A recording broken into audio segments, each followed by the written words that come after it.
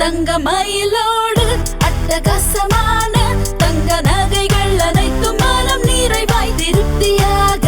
தங்கமயிலின் ஆடி கொண்டாட்டம். வணக்கம் அன்பு நண்பர்களை, மீண்டும் உங்களை சந்திப்பதில் மிகுந்த மகிழ்ச்சி. நீங்கள் பார்த்து கொண்டிருப்பது நீங்கள் கேட்டவை நிகழ்ச்சி. வழக்கம் போல் நம்மகிட்ட 3 நண்பர்கள் இருக்கிறாங்க. 3 பேருமே நம்மகிட்ட வேறு வேறு வகுப்புகளில் நம்ம கூட இருந்தவங்க. அவர்களுடைய கேள்விகள் என்ன, அதற்கான பதில் என்னங்கிற பார்க்கலாம். எனக்கு வலதுபுறம் கையை கட்டிட்டு நிற்கிறவர் உட்கார்ந்துருக்க பார்த்திபன், அதுக்கு நடுவில் சின்ன பாப்பா நவீனா, அதே போல் திரு சந்தோஷ். 3 நண்பர்கள் இருக்கிறாங்க. அவருடைய கேள்வி என்னங்கிற பார்க்கலாம்.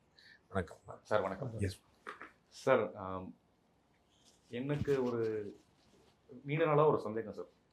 மொழி அரசியல், தலித் அரசியல் இரண்டுமே ட்வின்ஸு ஒன்றா பிறந்த போல் மொழி அரசியல் பண்ணுறவங்க தலித் அரசியலையும் பண்ணுறாங்க, தலித் அரசியல் செய்கிறவங்களும் மொழி அரசியல் பண்ணுறாங்க. ஸோ இதுக்குள்ளே இருக்கிற அந்த என்ன அட்டாச்மெண்ட்டு, இதுக்கு என்ன ஒரே கோர்வையில் வருதுங்க சார்? அதாவது மொழி அரசியலும் தலித் அரசியலும் தமிழ்நாட்டில் ஒட்டி பிறந்த இரட்டை குழந்தைகளாக இருக்கின்றனவே தவிர அது உலகம் முழுக்க, இந்தியா முழுக்க அப்படி இல்லை. நமக்கு பேசிக்கலாக மொழிப்பற்று ரொம்ப உண்டு. உலகத்திலேயே வேறு எங்கேயுமே மொழியை பெயராக கொண்டவர்கள் கிடையாது.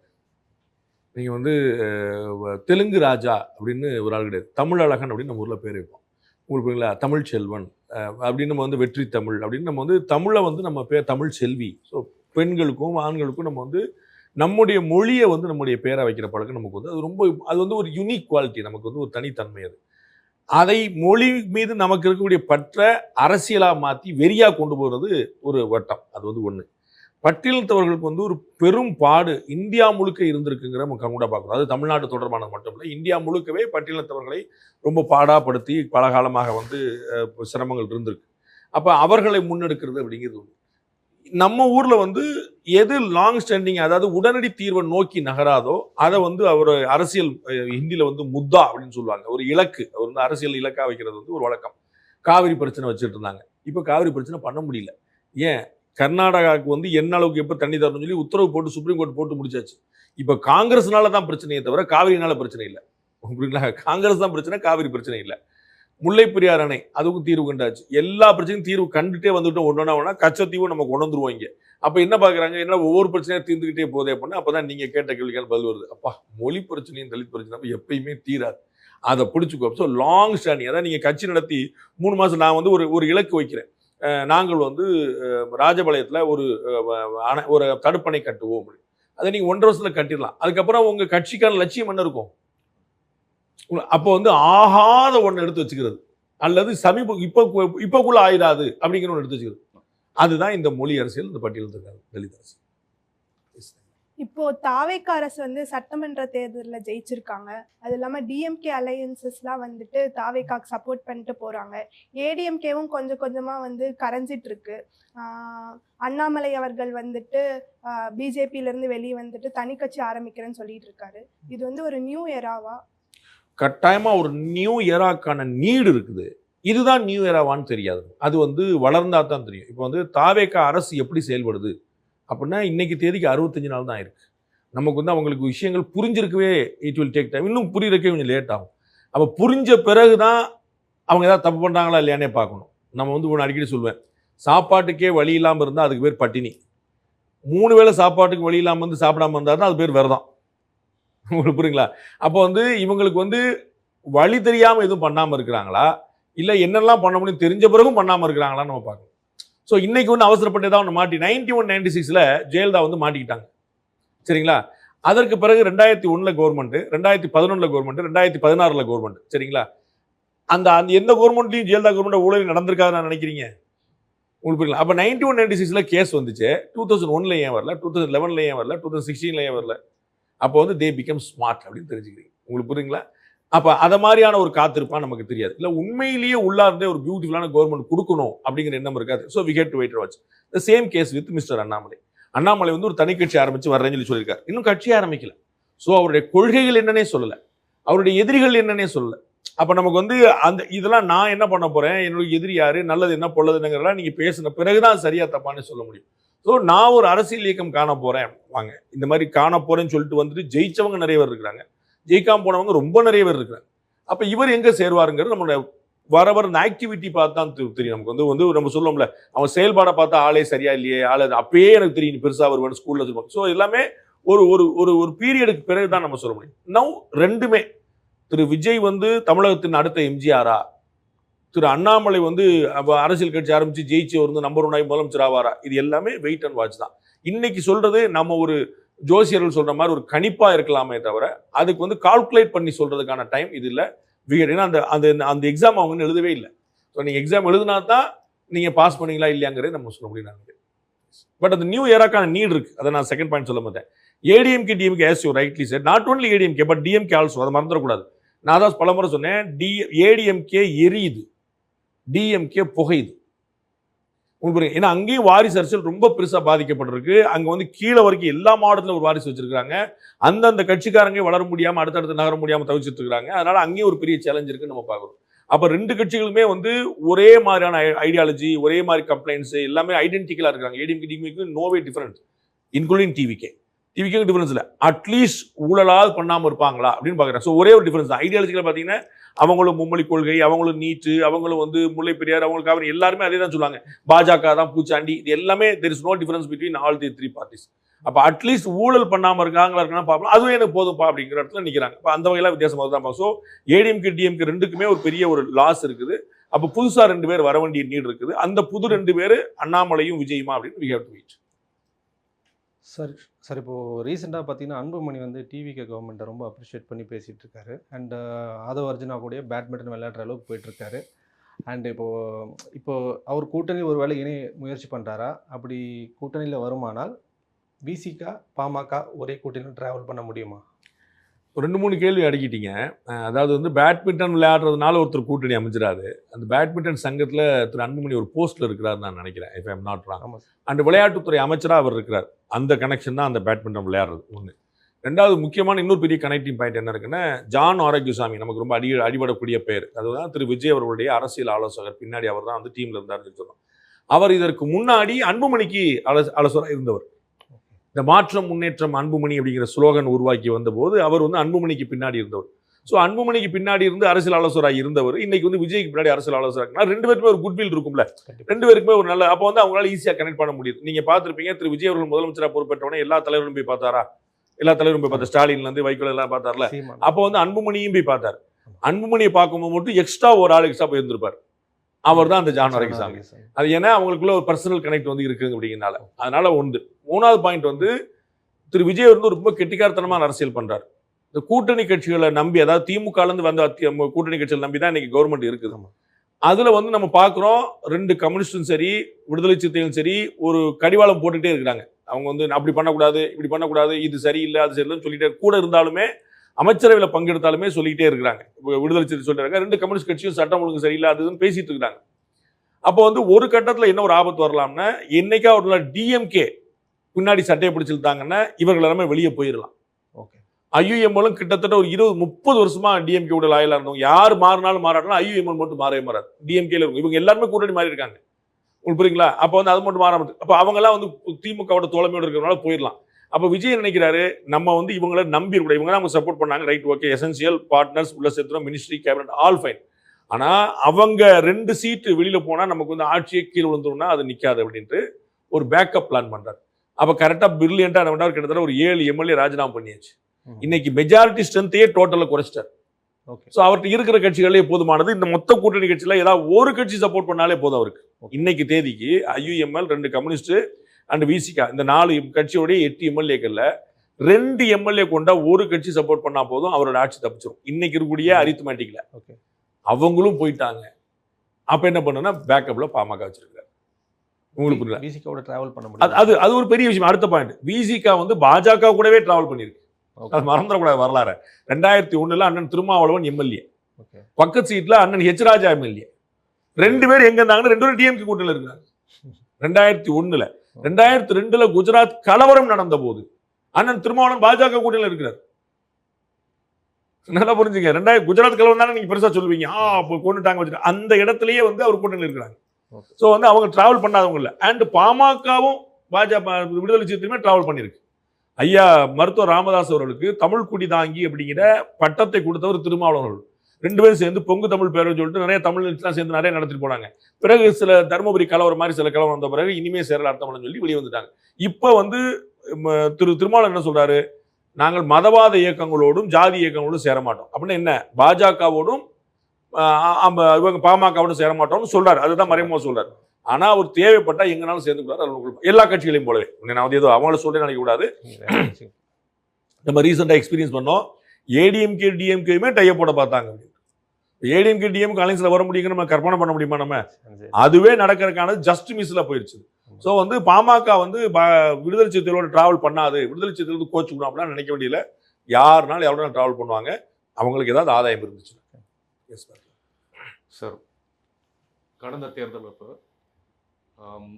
டிஎம்கேவோட வீழ்ச்சிக்கு ஃபஸ்ட்டு ஃபீல்டு ஒர்க் அதிகமாக இன்புட் கொடுத்து ஹோம்ஒர்க் பண்ணி மக்களிடையே ஆன்டி டிஎம்கே அப்படின்ற ஒரு ஸ்டாண்டை எடுத்து பிரச்சாரம் பண்ணது அண்ணாமலை. அடுத்த தேர்தல் முடிவுகளில் வந்து விஜய் வந்து அதை அறுவடை பண்ணாரா, அண்ணாமலை விதைச்ச விதையை அறுவடை பண்ணாருங்களா, இல்லை ஸ்போர்ட்ஸில் வர போல் இந்த ரிலே ட்ராஃபி போல் நான் பாதி தூரம் ஓடி வந்துட்டு உங்ககிட்ட கொடுக்குறேன், நீங்கள் மீதியை முடிச்சுக்கோங்கன்ற போல் முடிச்சாங்களான்றதை எனக்கு ஒரு சந்தேகம். உங்கள் கேள்வியை நான் புரிஞ்சுக்கிறேன். தான் அண்ணாமலையும் விஜயும் ஒன்றுக்குள்ள ஒன்றா, அவங்க 2 அண்டர்ஸ்டாண்டிங் இருக்கான்னு புரிஞ்சுக்கலாமா? அப்படி தான் கேட்குறீங்கன்னு புரிஞ்சுக்கலாமா? மேல்மட்ட ஸ்ட்ராட்டஜியாக இருக்கலாமான்னு எனக்கு ஒரு பிஜேபியோட ஹை கமாண்ட் அப்படி பண்ணியிருக்கலாம் நினைக்கிறீங்களா? சரி, ஒன்று, திரு அண்ணாமலை அவர்கள் மட்டுமே திமுகவுக்கான எதிர்ப்பை கொண்டு வந்தவர் இல்லை. அதுக்கு முன்னாடி இருந்துட்டு இருக்குன்னு நம்ம பார்க்குறோம். திமுக வந்து பேசிக்கலாகவே ஒரு ஆன்டி இன்கம்பன்சி சம்பாதிச்சிருச்சு. அதை அழகாக ஹைலைட் பண்ணி கொண்டு போனவர், பியூட்டிஃபுல்லாக நெரேட்டிவ் செட் பண்ணி கொண்டு வரும், பொலிட்டிசைஸ் பண்ணவர், டிஎம்கேக்கு வந்து ஒரு செக் மேட் வச்சவர் வந்து அண்ணாமலை. ஸோ அந்த ஆன்டி இன்கம்பன்சி வாஸ் பாய்லிங், அது ஏற்கனவே இருக்குது. அதை ஹைலைட் பண்ணி பூஸ்ட் பண்ணி கொண்டு வந்தவர் வந்து Thiru Annamalai. But that was existing. Vijay அவர்களை எப்படியாவது இந்த பாஜக அதிமுக கூட்டணிக்குள்ள கொண்டு வந்துடணும்னு கடும் முயற்சி நடந்துச்சு. விஜய் அவர்கள் பிடி கொடுக்கல. அவருக்கான டிமாண்ட் வேற. அவர் வந்து பாஜக நம்மோட சேர்ந்தா லாஸ் ஆயிரும் அப்படின்னு உறுதியாக நம்பினாரு. அதிமுக கூட சேர தயாரா இருந்தாரு. அதிமுக தலைமையிட்ட ரொம்ப பெரிய பார்கெயின் வச்சாரு. அதிமுக தலைமை இவங்க இவ்வளவு பெருசா வருவாங்கன்னு கணிக்கல. ஸோ இது ரொம்ப அதிகமாக கேட்குறாங்க, லார்ஜர் தேன் லைஃப் சைஸ் எதிர்பார்க்குறாங்க, அதனால கொடுக்க முடியாதுன்னு சொல்லிட்டாங்க. அவ்வளோதானே தவிர திரு அண்ணாமலைக்கும் திரு விஜய்க்கும் ஒரு டைப் இருக்கும் அப்படின்னு நான் நினைக்கல. அப்படி ஒரு டைப்பை பிஜேபி பிளான் பண்ணிச்சுன்னு நினைக்கல. அண்ணாமலை அவர்களே பிஜேபி விட்டுட்டு போயிட்டார். ஸோ இவரே ஒரு லாஸ் ஆயிடுச்சு பிஜேபி. ஏன்னா அவ்வளோ இன்வெஸ்ட் பண்ணியிருக்காங்கல்ல. பிஜேபி வந்து அண்ணாமலைக்கு அவ்வளோ பெரிய வாய்ப்பு கொடுத்து சேர்ந்த முதல் நாளே துணைத் தலைவராக்கி, ஒரு வருஷத்துலேயே கட்சியுடைய மாநில தலைவராக்கி, அல்டிமேட் ஃப்ரம் நாங்கள் எல்லாருக்குமே உலகத்துக்கே தெரிஞ்ச விஷயம். இதற்கு முன்னாடி எந்த பிஜேபி தலைவருக்கும் கொடுக்கப்படாத சுதந்திரத்தை கொடுத்து அவ்வளவு சர்வ வல்லமை படைத்த ஒரு தலைவராக உருவாச்சு. அப்படி இருக்க போய் தான் அது வந்து முழுக்க வந்து ஒரு பிளாசம் ஆச்சு. அப்போ வந்து அந்த மாதிரி இன்வெஸ்ட் பண்ண ஒருத்தர் போறதுக்கு வந்து இவங்களே பிளான் பண்ணுவாங்க. அது வந்து ஒரு பிளான் பி வச்சிருக்காங்க, வெளியில இருந்து போட்டு அனுப்புறாங்க. அண்ணாமலை வந்து பாஜகவின் பிள்ளை, அதெல்லாம் இவங்க வந்து பொறாமையில சொல்றதை தவிர அண்ணாமலை வெளியேறினது பாஜக ஒரு இழப்பு தான். அதனால வந்து அது நேச்சுரலா நடந்தது. அதை கேபிட்டலைஸ் பண்ணிட்டார். இப்படி சம்டைம் நடக்கும். இந்தியா அகேன்ஸ்ட் கரப்ஷன் அப்படிங்கிற ஒரு மூவ்மெண்ட்டை வந்து அண்ணா ஹசாரே தலைமையில் ஒரு டீம் நடத்துது. அதில் அரவிந்த் கெஜ்ரிவால் உட்பட எல்லாரும் இருக்காங்க. 2013 வாக்கில் ரொம்ப பெருசாக உச்சத்துக்கு போகுது. 2014 பாஜக ஆட்சிக்கு வந்துருச்சு. ஸோ பாஜக ஆட்சிக்கு வந்து வெளியே போறதுக்கு 15 காரணம், பாஜக ஆட்சிக்கு வர்றதுக்கு 15 காரணங்கள். அதுல ஒன்று இந்தியா அகேன்ஸ்ட் கரப்ஷன். அந்த ஐஏசி போராட்டம் வந்து அந்த லைம் லைட்ல அம்மா இவங்கெல்லாம் ஊழல்வாதிகள் அப்படிங்கிற ஒரு எண்ணத்தை லைம் லைட்ல வச்சிருந்துச்சு. அறுவடை பண்ணது பாஜக. அது போல திமுக எதிரான சிந்தனையே அதிமுக, நம்ம பாஜக, ஊடகங்கள், மக்கள் எல்லாருமே வச்சிருந்தாங்க. அறுவடை பண்ணது இப்போ தாவேக அரசு வந்து லஞ்சம் வாங்க மாட்டேன் அப்படின்னு சொல்லியிருக்காங்க. இது வந்து 5 வருஷம் வரைக்கும் நிலைக்குமா? இல்ல ஆட்சி 5 வருஷம் வரைக்கும் நிலைக்குமான்னு அநேகமாக நிலைக்கும் போதுதான் தெரியுது. அன்லஸ் அன்டில் பயங்கரமான ஒரு சர்ப்ரைஸ் நடந்தாலே தவிர அப்படி இன்னும் இப்போதைக்கு எதுவும் ஸ்மெல் பண்ணல. 2028 டிசம்பர் வாக்கில் ஆட்சியை கவுக்கிறதுக்கு ஒரு பெருமுயற்சி நடக்கும் அப்படின்னு நான் கணிக்கிறேன். அது வந்து என்ன 2029 பார்லிமெண்ட் தேர்தலோட சேர்த்து வச்சு பண்ணிடலாம்னு சொல்லிட்டு கொஞ்சம் டாப்பிள் பண்ண ட்ரை பண்ணுவாங்க. அதில் தான் வந்து ஒரு 10-15 எம்எல்ஏக்கள், நாங்கள் ஏற்கனவே நம்ம சாணக்கியால சொல்லியிருக்கிறோம், 10-15 எம்எல்ஏக்கள் தாவேக்கால இருந்து பிடிச்சி வச்சுட்டாங்க. ஏற்கனவே பிளான் பண்ணி நான் சொல்லும் போது மாற்றி ஓட்டு போட்டுரு அப்படின்னு பிளான் பண்ணி வச்சுட்டாங்க. அதை ஸ்மெல் பண்ணி தான் தாவேக்கா வந்து இந்த குதிரை பேரம் நடத்துனாங்க, எம்எல்ஏக்களை விலைக்கு வாங்க பார்த்தாங்க அப்படின்னு சொல்லிட்டு இப்போ வந்து அந்த கேஸ் போயிட்டு இருக்குங்கிற நம்ம பார்க்குறோம். ஸோ வந்து அதில் வந்து இன்னமும் கூட சில விஷயங்களும் மெட்டீரியலைஸ் ஆகலாம். அது வந்து 2028 வாக்கில் நடக்கும், அது வரைக்கும் இருக்கும். ஸோ ஆட்சி வந்து நிற்கும். இவங்க ஊழல் பண்றது பண்ணாம இருப்பாங்களா, அது 5 வருஷம் நிற்குமா அப்படிங்கிற நான் அவங்களுக்கு முதல்ல பதில் சொன்னேன். அவங்க டேஸ்ட் பார்த்த பிறகு எப்படி இருக்காங்கன்னு பார்க்கணும். Now they have not tasted. But என்ன புரிஞ்சுக்கிறோம், இவங்க நிறைய பேர் செலவு பண்ணியிருக்காங்க. திரு விஜய்க்கு வந்து காசு தேவைப்படாமல் இருக்கலாம், அவர்கிட்ட வருமானம் இருக்கலாம், சம்பாதிக்கலாம். ஆனால் நிறைய பேருக்கு காசு தேவைப்படுது, நிறைய பேருக்கு வாய்ப்பு இருக்கு. இந்த செட்டப் எப்படிப்பட்டதுன்னா, நீங்க லஞ்சம் வாங்கினாலும் வாங்க மாட்டேங்கனாலும் விடாது. இது நீங்க சார் நீங்க லஞ்சமா நினைக்கிறீங்க, தம்பி வந்து உங்களுக்கு அன்பா கொடுக்குறேன் சார் அப்படின்னு ஒன்று ஓடும். அப்போ வந்து சரி அதனால என்ன கெட்டுச்சு அப்படின்னு ஒன்று வரலாம். உங்களுக்கு புரியுங்களா?